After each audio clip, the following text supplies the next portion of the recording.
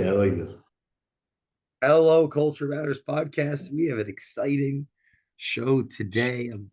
Before I introduce you to our host, here's a quote just for this episode. Life is not a problem to be solved, but a reality to be experienced. Soren Kierkegaard, our host today, switching the tables up. If you know the show, you know them. They've been as an advisor, a key person on the team of all winners for now going on decades.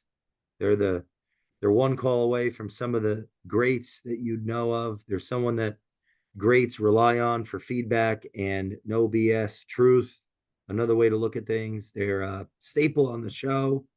I've had the pleasure of being interviewed by them numerous times. If you're listening to the show and to interview them on the show, the founder of South Fork, one of the coolest cats around, Tony Capullo is here to talk to us today, to me, about culture and stuff and life and culture matters. So thanks for coming on. Thanks for hosting. Well, listen, I appreciate you calling me a cool cat. At, Well, you are, at, and I've read your book, and it was a damn good book with an interesting story. at this age, to be called a cool cat, that's pretty pretty impressive. Thank you. So we left off. A lot has happened since the last interview with you. A lot. So, right, personally and professionally, right? Yes. So let's start with the personal side. Let's give the listeners an update on some of the great things that have happened to you personally since we last spoke, which is a couple months, 2 or 3 months ago. I'm so grateful you ask, actually, because it's in the spirit of culture, right? Yeah. I'd say that where we live now is an opportunity for community. With culture must come community. So we moved to what I would could say is definitely home in a place called Naples, Florida. Anyone listening to this is close enough and not a psychopath. You're more than welcome to come by and say, you're more than welcome to come by and say hi. Naples, Florida is clean air, relaxing. The average age is actually 66 and a half, which speaks to me because I always learned from those much older as a child. It's one of the top school districts in the country and just a place that people come to. It looks like enjoy the fruits of their labor. And I'm excited to be able to stand on the shoulders of giants so that we could see farther. There's a lot of momentum here and a lot of success here and generational success that I think we'll be able to build real community here. And I went to my first mixer or networking recently at an architecture event in Naples. So we moved, we went to the courthouse. The parents of my wife came down and we actually got married, which was emotional. Congratulations. Thank Congratulations. you. Yeah. And so it's a lot that's happened in a short period of time that, yes, we're in Florida, we're in Naples, and we're building a culture here. Jay, that's outstanding. And by the way, Naples has some of the best beaches in the world. Beautiful. I mean, in the country, they're beautiful. I know. My parents lived there for a long time, so I'm very familiar with it. Um, Wow. so yeah. So let's. So you move from the East Coast of Florida to the West Coast of Florida. Yeah. Culture shock.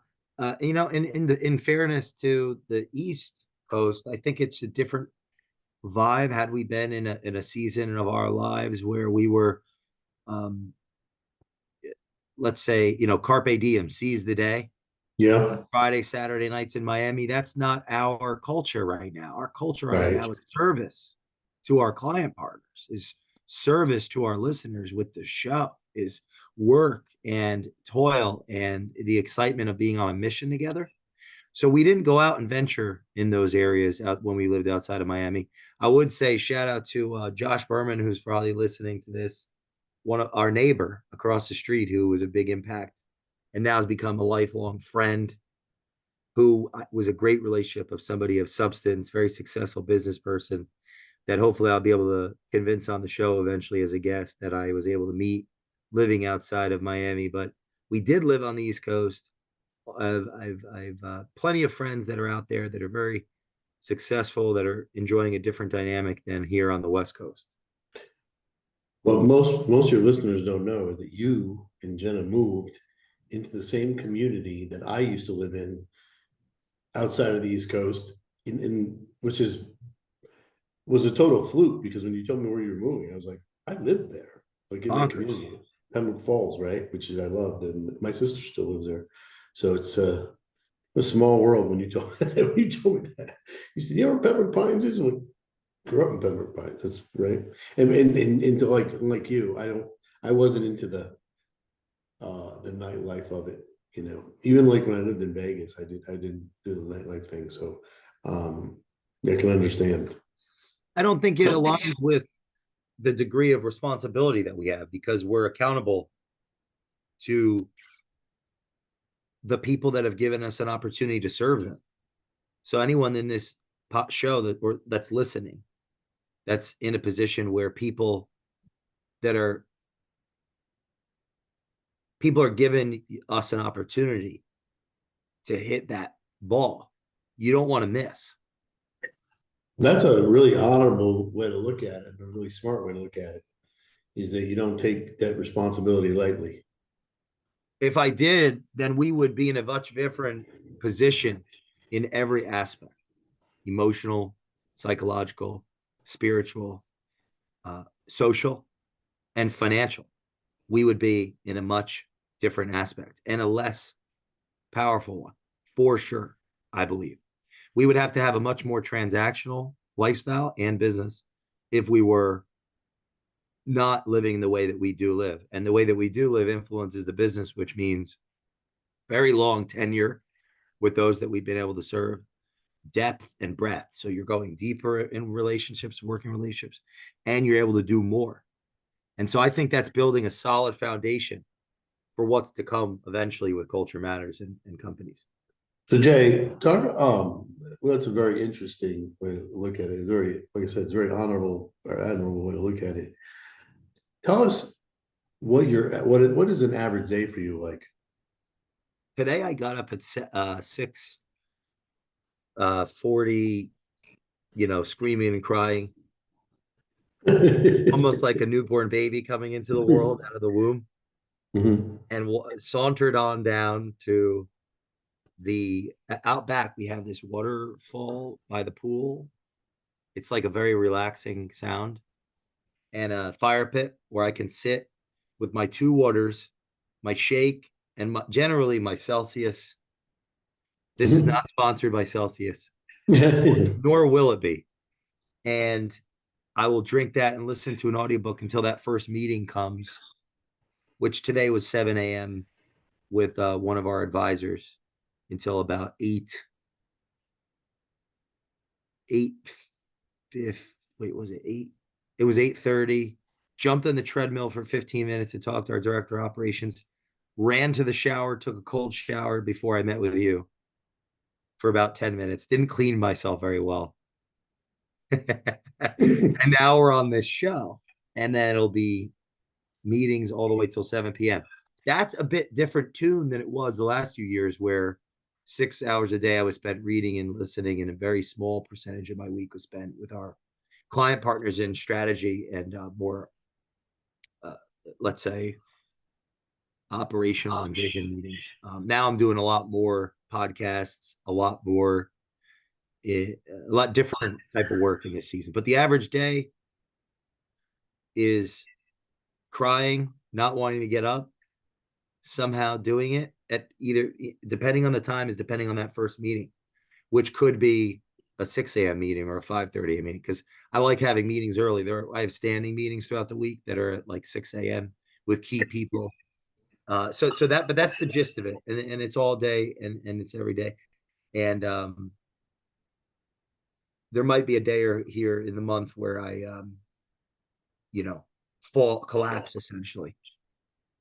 So I know you travel a lot. So when you're on the road, is there is there a lot of sleeping? I mean, does the travel just wear you out while you're out there? Because I'm you go from city to city to city like really fast. Yeah, all my letters, I shouldn't say absolutes. The majority of the letters that I write to people in my life are written on the plane. Oh, really? Yeah, Because because when I'm sitting in that plane, it's like we're not getting that time back.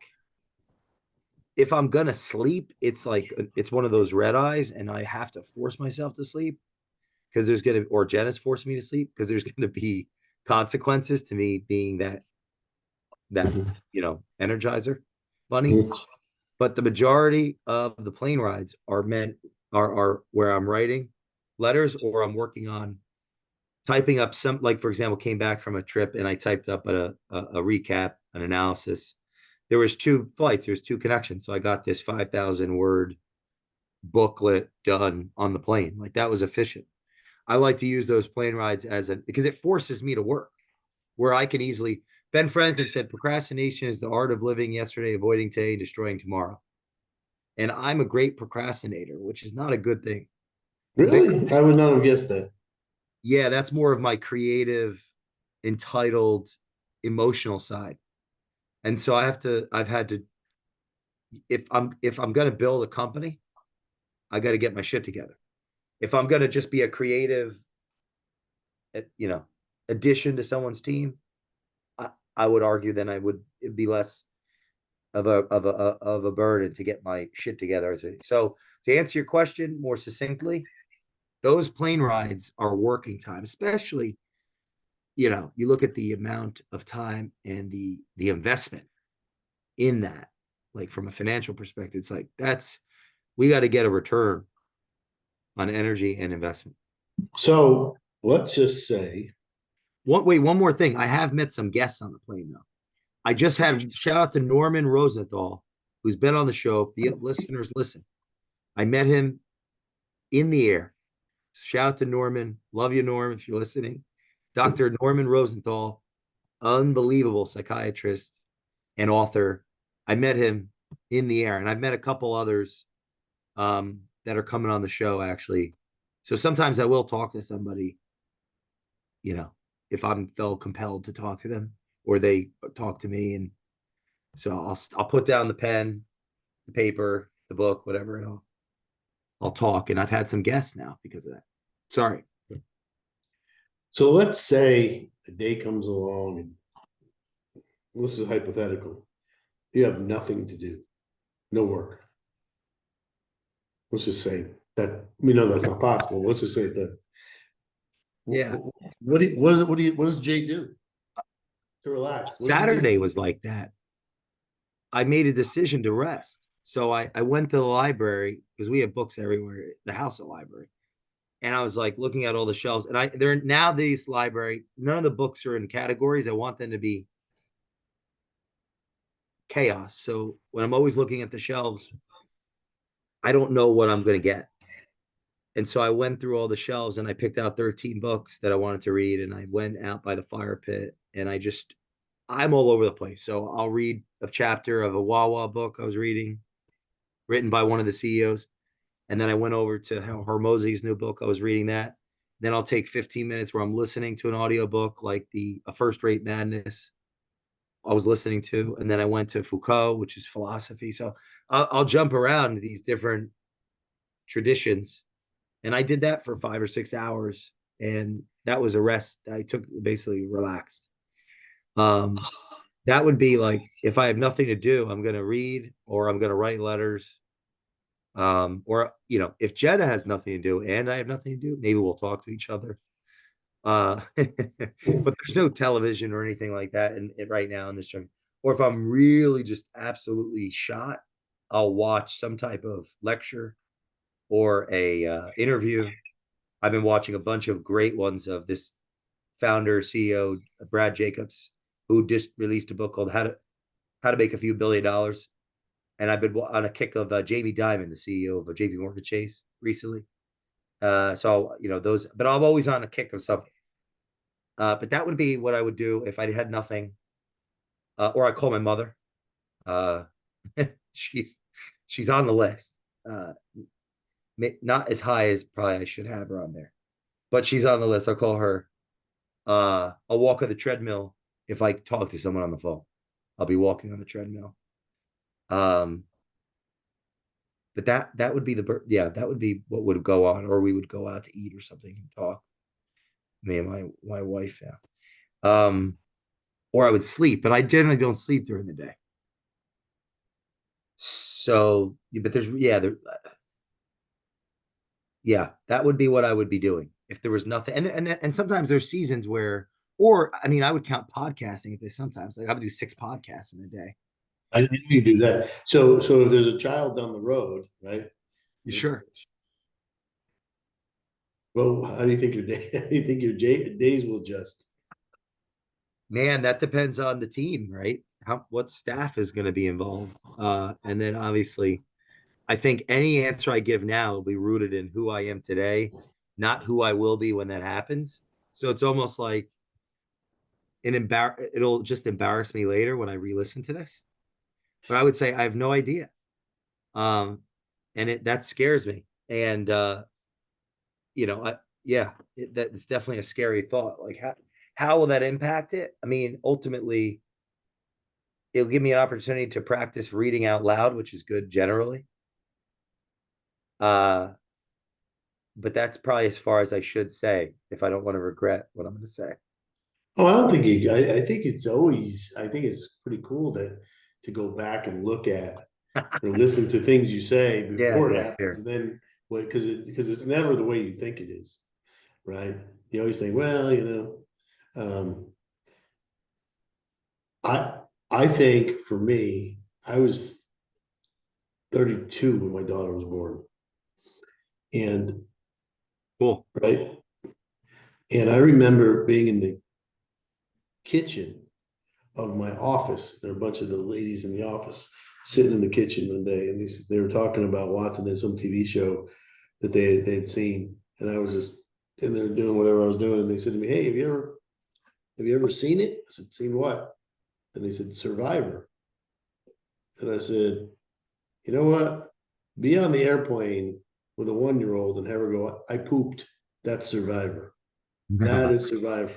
Right? So you never think it's, and I never thought that would be me, but it becomes me. And so, I think so it'll hold me. I want to say, I think the child is going to hold me to account, meaning there'll be clear consequences to the things that I choose to do and the things I choose not to do.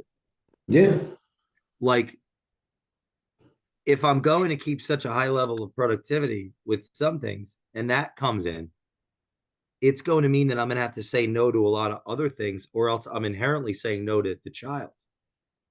And I've seen the ramifications of that manifest in businesses and family businesses.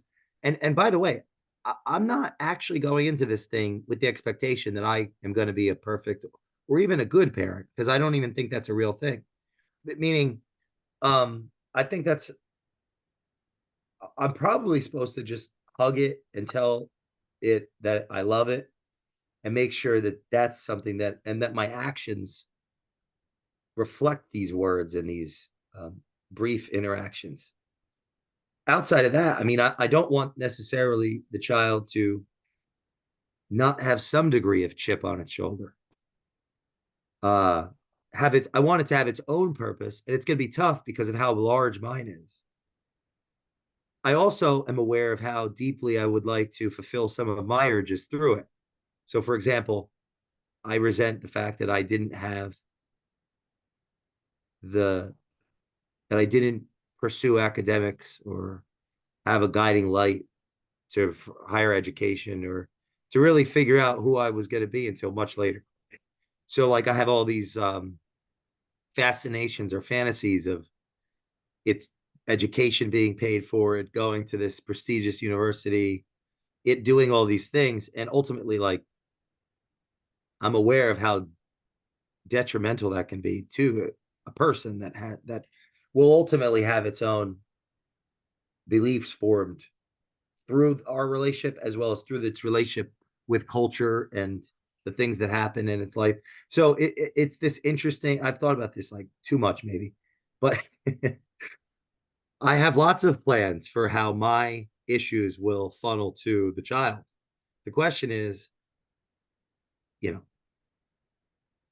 what net positive will that be and what net negative? And also, I don't get to decide most of these things because I have a partner.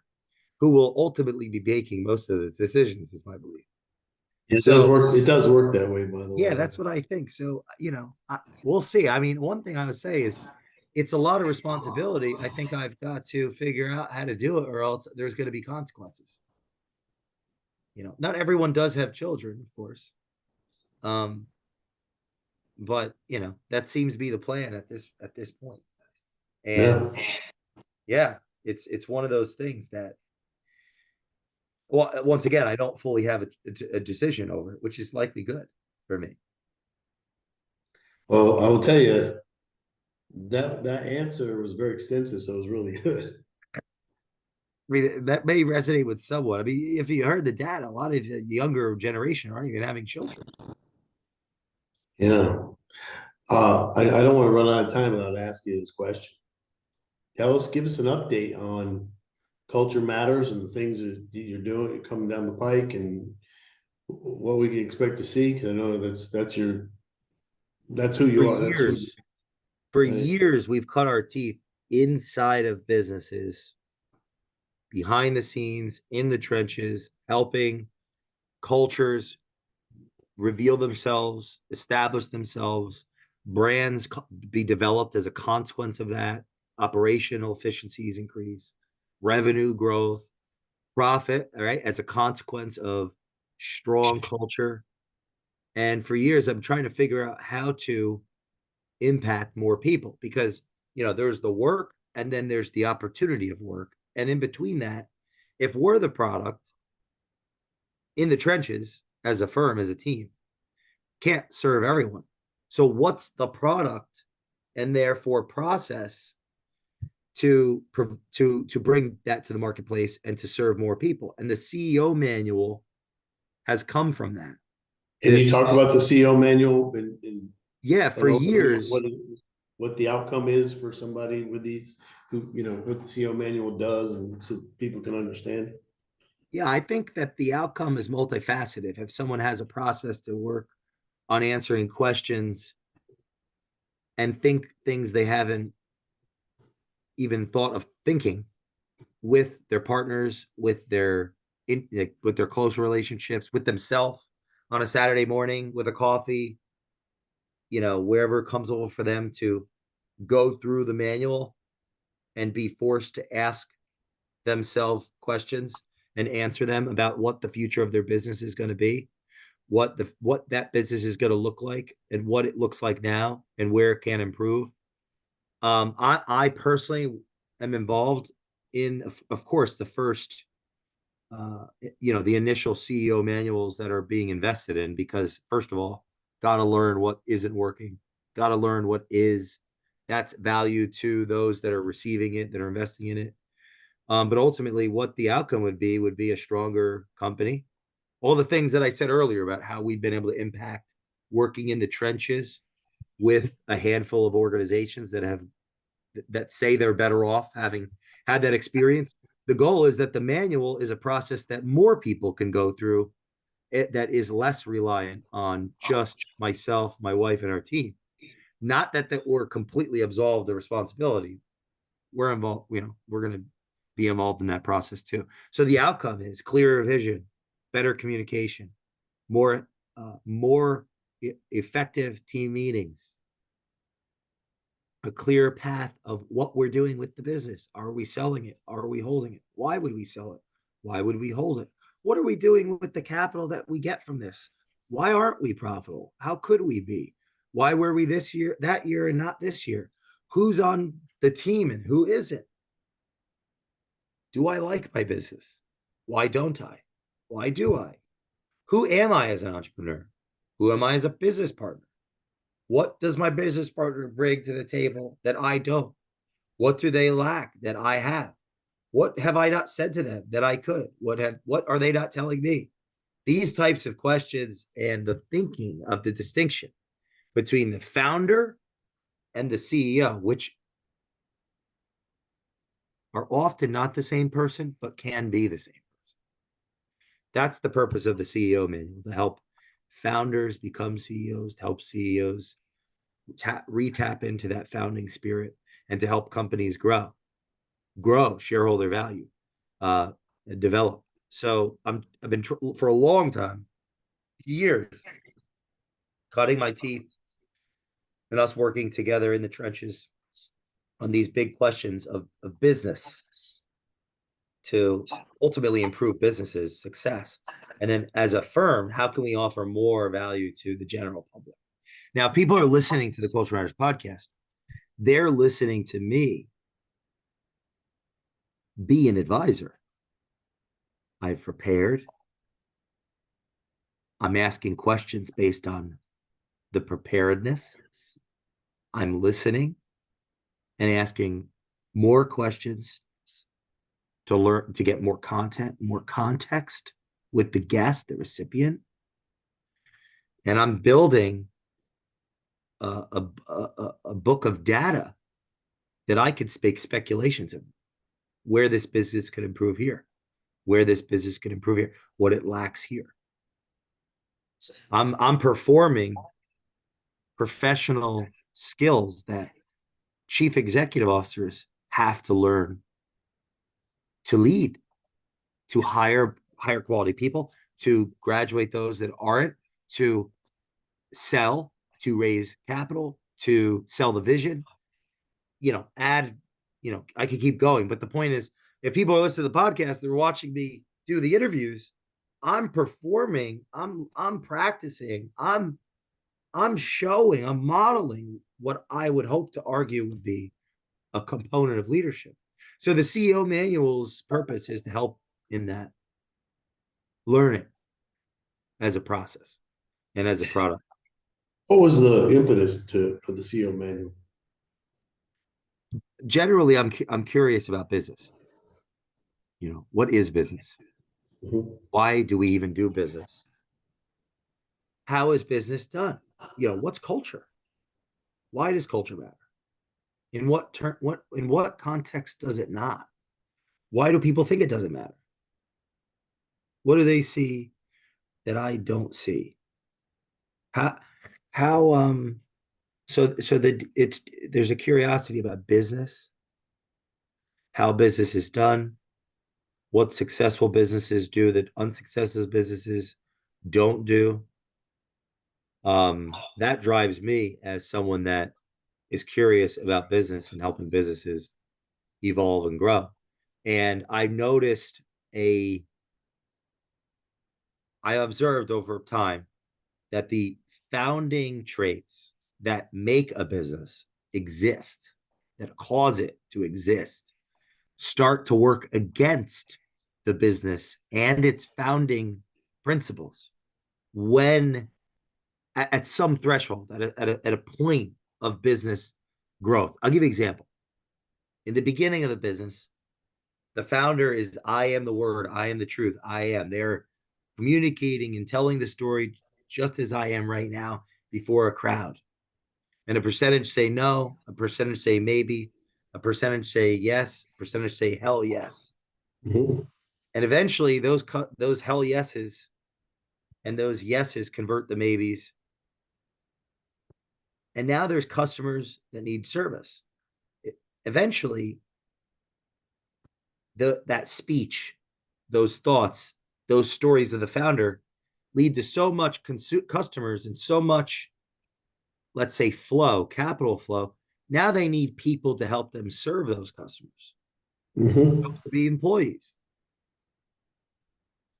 At a point in the journey of the founder where once was spoken, now must be listened to. There's a journey of psychology, there's a journey of education, there's a journey of development for a founding, the talent, the skill, the giftedness of the founder starts to work against the company, against the culture. Mhm. Now they've got to learn. It's like going from Jesus, I am the word, I am the truth, to Socrates. The more I know is the more I don't know. Where Mhm. the speech has to become inquiry. And so that journey of founder to CEO, which is multifaceted, the giftedness that made the organization now starts to work against the organization because they're surrounded by people that have to think, that have to do, that have to replace them in different contexts, and they're unable to do it because they've actually created patterns of behavior that undermine their ability to do those things. I am fascinated by that journey and helping those founders that want to keep their businesses and build their legacies and build for the long term and evolve as leaders, as executives. And that's the purpose of the CEO manual, to help do that. Not everybody wants to sell to a third party. Many must, or they feel compelled to because of what they don't know, what they know they don't know, or that's just this suffocation in their throat of like what they don't know they don't know. So the inspiration came from working so deeply in businesses, reading the literature, seeing what's out there, and having my own view of what the right way to go about that journey is, to help people ultimately create their businesses to be more successful and for their families to be more successful. So people have more choices. Well, I'm sure, like everybody else, I'm excited to learn more about the CEO manual and see it come to life. When when can we do part 2 of this so people can find out more about all this stuff? Let's do it as soon as let's make time, right? You want to get something done, give it to the busiest person. So I know I could easily get this done with you. You make things happen. Well, it's great to see you again, by the way. You too. Great to interview you again. I like interviewing you. This is always a treat. And thank you for having me as your host, by the way. It's a pleasure. I mean, this is it helps me, right? I hope the listeners take away that the Culture Matters podcast is them getting to witness me attempting to perform and to improve in speech, in listening, in how I'm showing up, as a modeling of the things we all have to work on if we're going to be better leaders, if we're going to be better, even leaders within organizations, right? Be stronger executives, stronger team players. So the opportunity to have you interview me helps me grow and level up and gives more content, a different content and more context for our listeners. So thanks, brother. We'll do it again. We will. And again, congratulations on your new home. Congratulations on being married, right? All which happened since I last interviewed you. Right. And I'm looking forward to the next time I get to interview you, which will probably be in the next week or so.